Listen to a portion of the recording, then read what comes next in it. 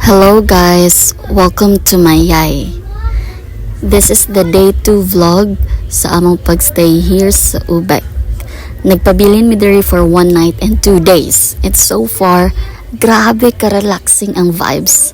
Sayo pamig na kamata para maka-enjoy mi sa, sa morning view in front sa among building na ay nice kayo nga swimming pool.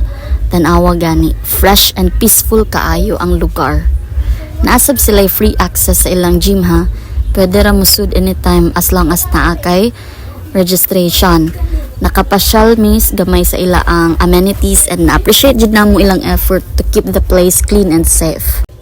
Nag-tour mi gamay sa area, nag-chill sad mi gamay, and then nag-picture mi sa pool area kay sayang ang view.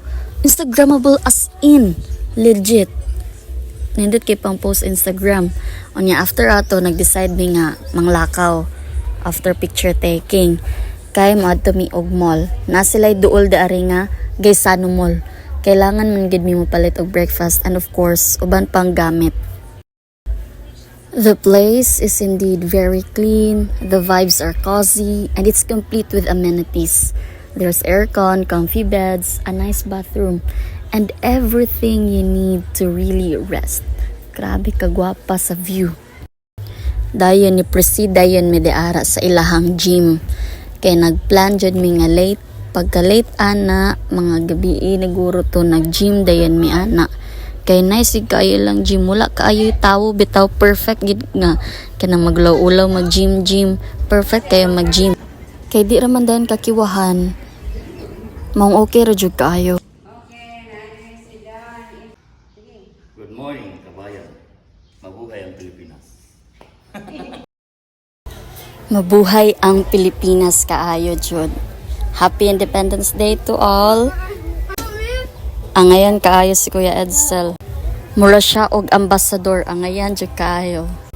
Naglingkod-lingkod mi gamay sa lunch chairs and nag-appreciate sa hangin nga bugnaw. Ang ngayon kaayo ang lugar for morning reflections. I know Kuya Edsel and Auntie Annalyn were really enjoying the scenery too. Nakalingkod mi gamay sa garden area, nagstorya lang about life and our upcoming plans for the day. Mga mid-morning, naglakaw mi padung sa Gaysano Mall. $1 siya actually. Mga 10-minute walk lang, char. Practical ra kaayo kay magka-exercise mi gamay bitaw. So while walking, nag-wait pud mi dira nga nay moagi nga taxi.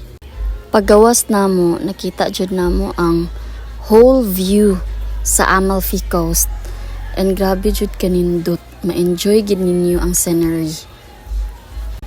Swak jud siya nga place for staycation.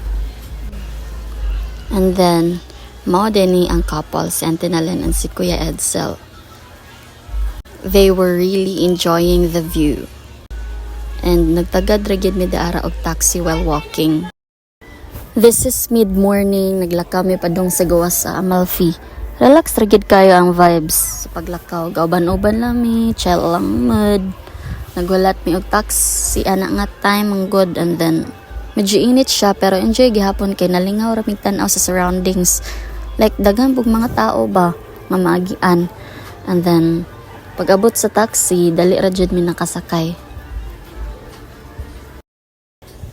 Nag-enjoy ra sab mi ana na time kay nagtan-aw mi sa mga dalan ug mga signage.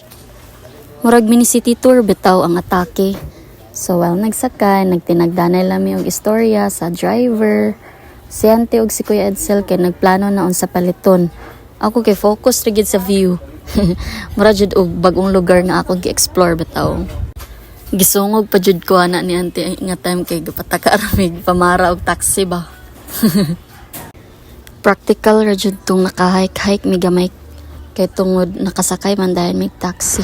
Kay bali murag brisk walk lang ang atake. Enjoying the scenery na dayon ko darang nakita. Nindot kay ang view sa morning kay wala pa man kayo tao sa dalan.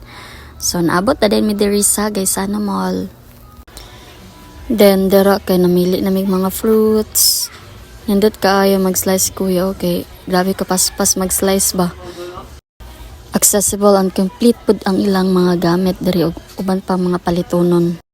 Ego ra jud mi ni palit og pan, coffee ug uban pang kinahanglanon. Nakalingaw gihapon mi sa banding kay gihando manamo tong mga pagkaon nga lami kay kanon no.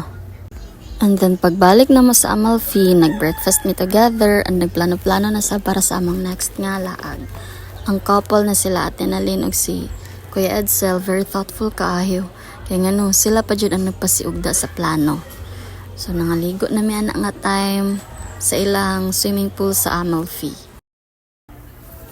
Day 2 started slow and sweet.